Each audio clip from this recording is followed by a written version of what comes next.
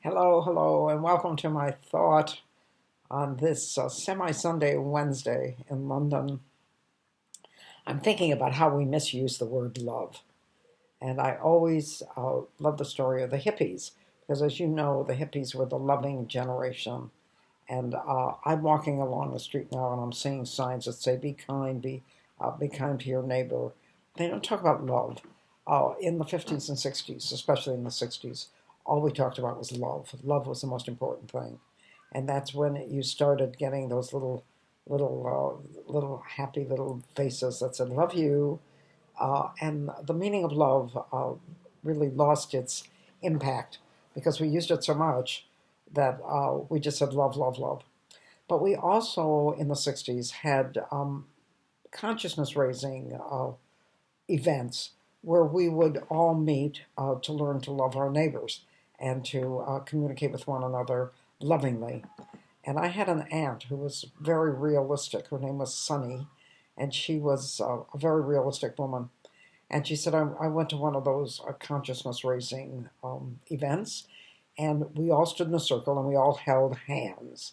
She said, and then the leader said, turn to the left and tell that person that you love him, and then turn to the right and tell that person that you love her, and then hug each other.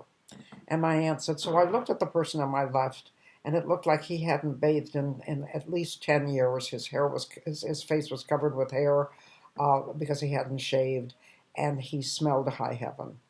I looked at the one on the right, and she was tattooed from head to toe. Half her head was shaved, and the other half was purple.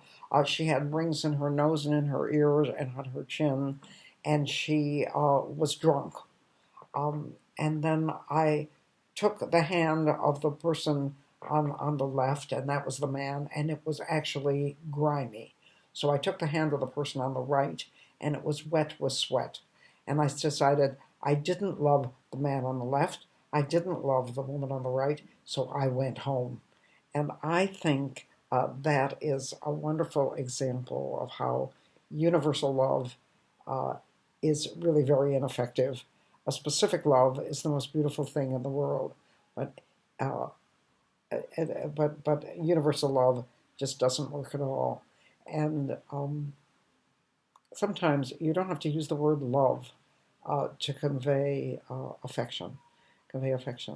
And I was with a gentleman here in London that I find very wonderful, just a very special person.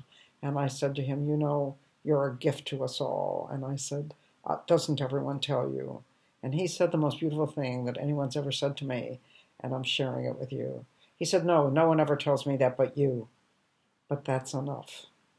And that's my thought for Wednesday. Tell somebody that they're enough. They're enough. That's the most beautiful and loving thing you can do.